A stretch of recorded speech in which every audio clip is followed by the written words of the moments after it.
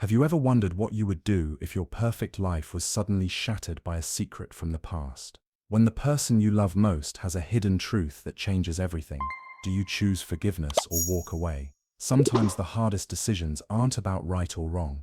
They're about who we choose to become when faced with the unimaginable. Catherine Morrison had always loved the early morning rides across their Texas ranch. At 38, she'd been married to James Morrison for 12 years. And these quiet moments on horseback were when she felt most at peace.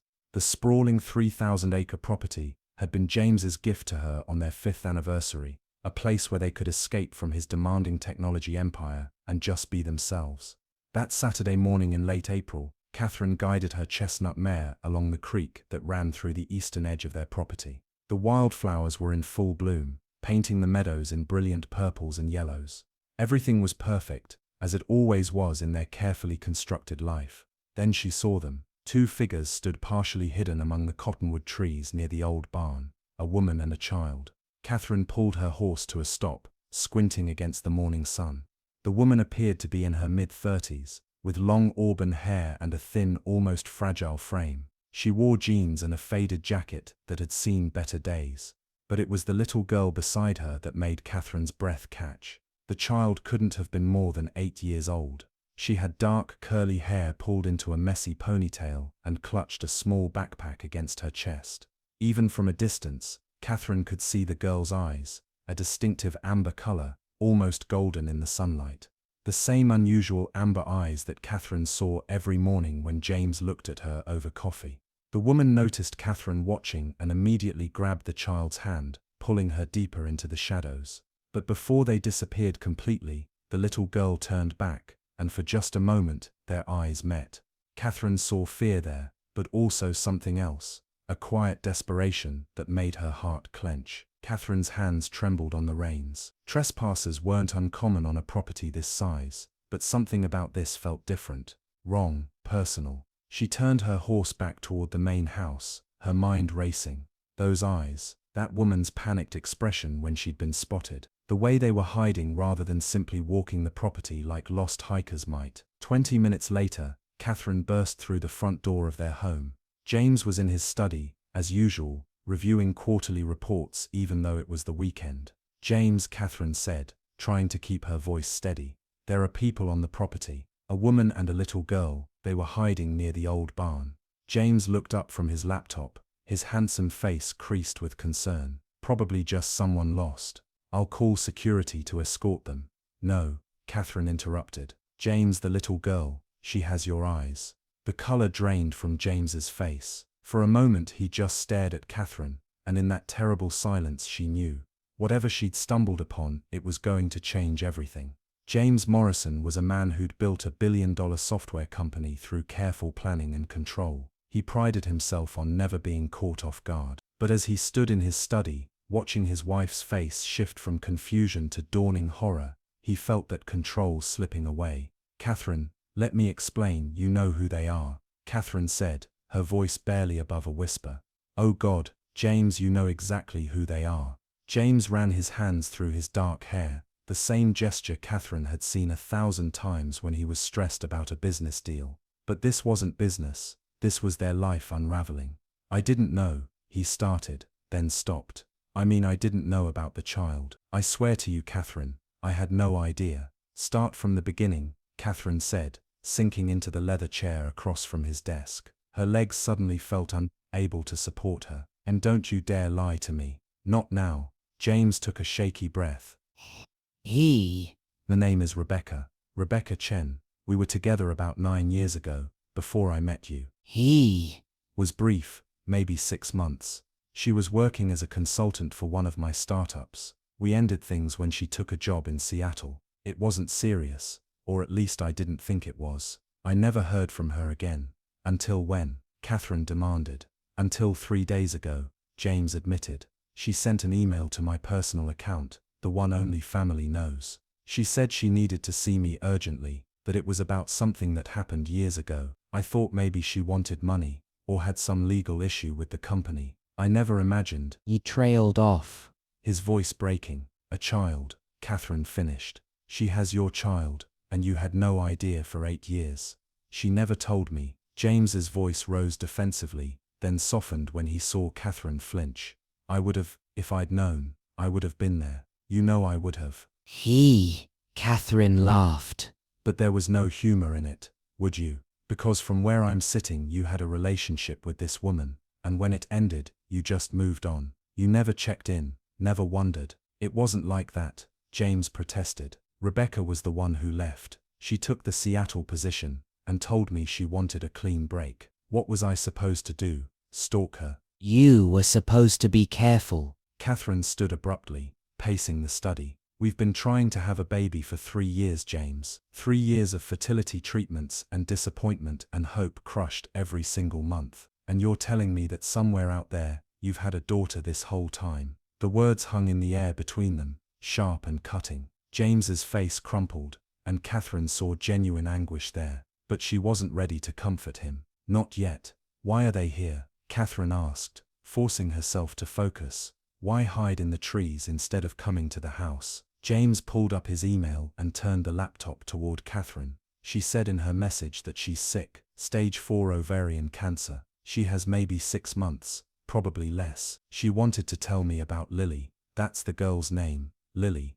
Before it was too late, she asked if I would consider taking her when the time comes. Catherine felt the room spin. Taking her, as in raising her, raising your daughter with another woman. She has no one else, James said quietly. Rebecca's parents are dead. She has a sister, but apparently she's in no position to take a child. Rebecca wants Lily to know her father before. He couldn't finish the sentence. Catherine walked to the window, staring out at the ranch that had always been her sanctuary. In the distance she could see the line of cottonwood trees where she'd spotted them. A little girl with amber eyes, about to lose her mother and discover a father she'd never known. A father who had a whole other life, a whole other family, a wife who couldn't give him children. The irony was almost too cruel to bear. 2 hours later, Catherine found herself walking toward the old barn, her heart pounding with each step. James walked beside her, silent and tense. They'd spent the past hour arguing, crying, and finally agreeing that they needed to at least meet Rebecca and Lily. Whatever happened next, they couldn't make decisions without knowing the full situation. Rebecca and Lily had moved from the trees to the barn's interior, probably seeking shelter from the rising heat. As Catherine and James approached, Rebecca emerged from the shadows, positioning herself protectively in front of the child. Up close, Catherine could see how illness had ravaged the woman. Rebecca was thin to the point of frailty, her auburn hair dull and brittle. Dark circles shadowed her eyes, and her skin had a grayish pallor. But despite her obvious weakness, there was a fierce determination in her stance. James, Rebecca said, her voice hoarse but steady. Thank you for coming, Rebecca. James's voice cracked on her name. You should have told me. All those years ago you should have told me. I know, Rebecca said simply. I was scared, young, stupid. I thought I could do it alone, and by the time I realized I couldn't, too much time had passed. I convinced myself you'd moved on, that I'd be ruining your life by showing up with a child you never asked for. That wasn't your decision to make, James said, but there was no anger in his voice, only sadness. Rebecca's eyes shifted to Catherine, and something like apology flickered across her face. You must be Catherine. I've seen photos. I'm so sorry to bring this to your doorstep. Catherine didn't know what to say. She wanted to hate this woman who represented everything threatening her marriage, but all she could feel was pity. Rebecca was dying, and she was terrified for her child. A small movement caught Catherine's attention. Lily had stepped out from behind her mother, those extraordinary amber eyes fixed on James with intense curiosity. Lily, Rebecca said gently, this is James. He's your father. The little girl studied James with unnerving intensity. She was small for 8,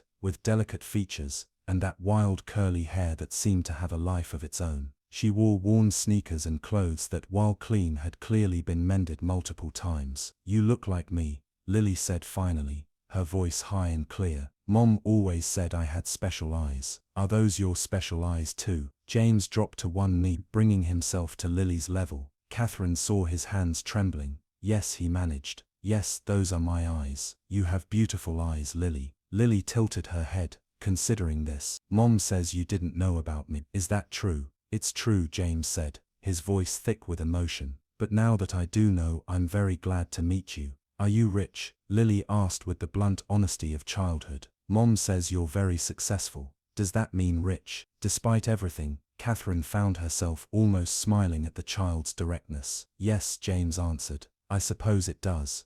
Good, Lily said matter-of-factly, because Mom needs expensive medicine, and we don't have enough money. Maybe you can help her get better. The hope in the child's voice broke Catherine's heart. Rebecca closed her eyes, a single tear sliding down her cheek. Sweetheart, Rebecca started, but Lily interrupted. That's why we came, isn't it? So he can help make you better. Rebecca and James exchanged a look heavy with meaning. Catherine knew what they both understood, but couldn't tell the child yet. Some things couldn't be fixed with money. Some illnesses didn't care how wealthy you were. We'll talk about your mom's treatment, James said carefully. But first, are you hungry? When's the last time you ate? Lily looked at her mother, who nodded permission. Yesterday morning, Lily admitted. We've been driving for 2 days. Mom kept saying we were almost there. Catherine felt something shift inside her chest. This child was hungry, exhausted, and about to lose her mother. And she was James's daughter, a living, breathing person who existed regardless of how Catherine felt about the situation. Come to the house, Catherine heard herself say. All three of them turned to look at her in surprise. You can't stay in a barn. Come to the house, have some food, and we'll figure this out. That night, after Lily had fallen asleep in one of the guest rooms and Rebecca had retired to another, Catherine and James sat in their bedroom, the weight of impossible choices pressing down on them. She wants us to take her, Catherine said, staring at the ceiling.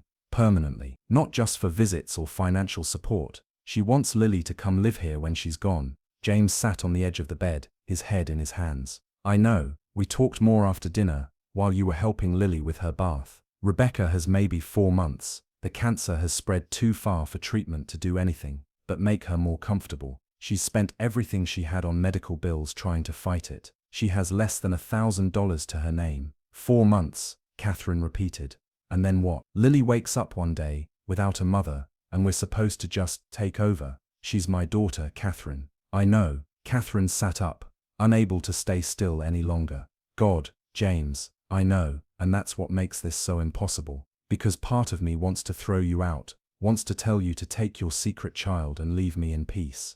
But the other part, she trailed off, thinking about Lily at dinner. The little girl had been quiet at first, overwhelmed by the massive house and formal dining room. But gradually, she'd started to open up. She'd told them about her school, her love for drawing, her dream of becoming a veterinarian so she could help animals. She'd also talked about her mother, about how Rebecca used to be full of energy and laughter before the cancer, about how they'd had to move to a smaller apartment, then a single room as medical bills piled up, about how Rebecca had sold almost everything they owned to pay for treatment. She's been through so much already, Catherine finished quietly, and she's about to lose the only person she has in the world. How can we turn our backs on her? But how can I ask you to raise my child with another woman? James countered. Catherine, you didn't sign up for this. When we got married, you promised to love me, not to clean up messes from my past. Catherine walked to the window, looking out at the ranch bathed in moonlight. Down the hall, in a guest room decorated with generic beige and cream,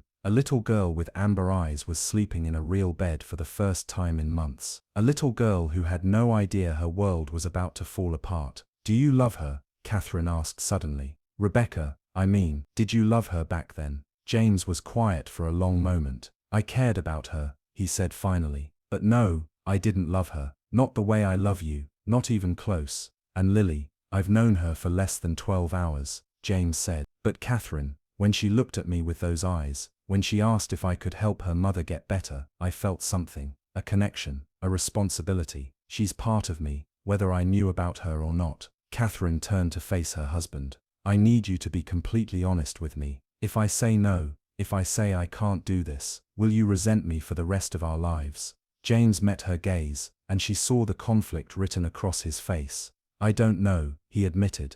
I'd like to say no, that I'd understand and we'd find another solution. But that would be a lie. If I turn my back on my daughter when she needs me most, I'll never forgive myself. And if you make me choose between you and her, he didn't finish, but he didn't need to. Catherine understood. There was no good choice here, only degrees of heartbreak. I need time, Catherine said. I need to think about this, without you pressuring me, or making me feel guilty. Can you give me that? James nodded, looking defeated. Take all the time you need. The next morning, Catherine woke early, and found Lily already awake, sitting on the back porch in her borrowed pajamas, watching the sunrise. The little girl looked small and lost against the vast expanse of the ranch. Catherine made 2 cups of hot chocolate, light on the chocolate for Lily, heavy for herself, and joined her on the porch steps. Couldn't sleep? Catherine asked, handing Lily the warm mug. Lily accepted it gratefully, wrapping her small hands around the cup. I'm not used to how quiet it is here. In our room, our old room,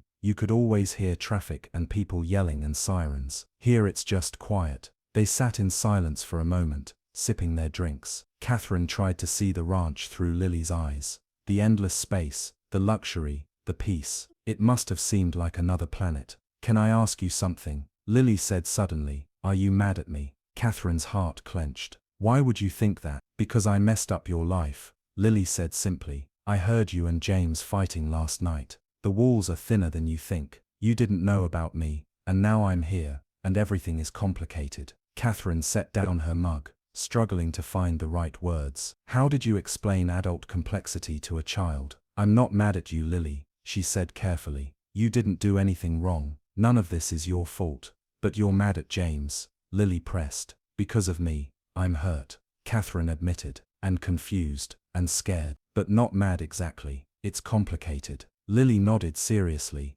as if she understood things she shouldn't at her age. Mom used to cry at night. When she thought I was asleep, she'd say she was sorry, that she'd made mistakes, and I deserved better. I think she meant not telling James about me. Your mum loves you very much, Catherine said. She made choices she thought were right at the time. She's dying, Lily said, her voice suddenly small and frightened. She won't say it, but I know. I'm not stupid. The doctors all have that look, like they're sad for us. And Mom keeps saying things like remember this, and when I'm gone. So I know. Tears welled in the little girl's amber eyes, and Catherine acted on instinct, pulling Lily into her arms. The child came willingly, her small body shaking with suppressed sobs. I'm so scared, Lily whispered. What's going to happen to me? I don't want to go to foster care. Mom says James will take care of me, but what if he doesn't want to? What if you don't want me here? Catherine held the crying child, feeling something crack open in her chest.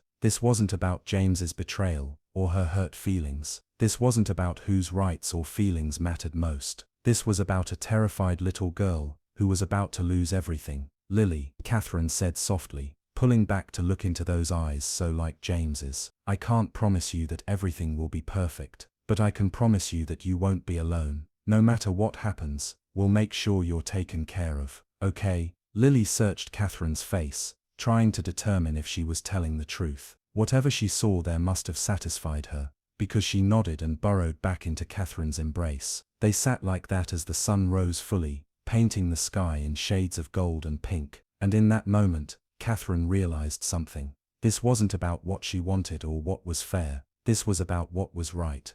3 days later, Catherine stood in the guest room doorway, watching Lily teach Rebecca how to play a card game. The little girl was patient with her mother, who kept forgetting the rules, her mind fogged by pain medication. Rebecca looked worse than she had 3 days ago, weaker, paler, more fragile.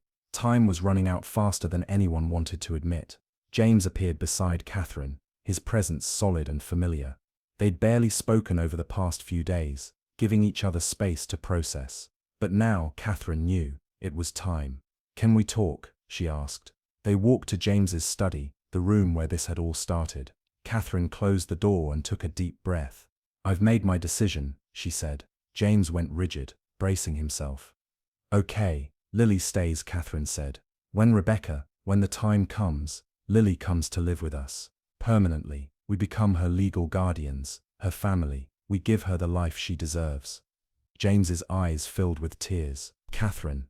I'm not finished, she interrupted. This isn't forgiveness, James. Not yet. What you did, or didn't do, by not trying to contact Rebecca after she left, that's something we'll have to work through. Probably with a therapist. Probably for a long time. Trust has been broken, and it won't be fixed overnight. I understand, James said quietly. But, Catherine continued, that little girl in there has done nothing wrong. She didn't ask to be born into this complicated situation. She didn't ask for her mother to get sick, and she deserves a chance at happiness, at stability, at love. I can give her that. We can give her that. What changed? James asked. 3 days ago, you weren't sure. Catherine thought about Lily on the porch, crying in her arms. I realized that this isn't about us. Not really, it's about her, and I can't be the person who turns away a child in need just because accepting her is inconvenient or painful. That's not who I am. She moved to stand in front of James, looking up at him with clear eyes. We're going to make mistakes. Lily is going to struggle with grief and adjustment. We're going to struggle with being instant parents. It's going to be hard, but we have the resources and the capacity to give her a good life. How can we not try? James pulled Catherine into his arms, holding her tight. Thank you, he whispered. Thank you for being a better person than I deserve. Don't thank me yet, Catherine said. But she returned the embrace. This is going to change everything. Our marriage, our lives, our future. We have to be ready for that. I know, James said, and I'll do whatever it takes to make this work. Therapy, counseling, whatever you need. They stood like that for a long moment before Catherine pulled away.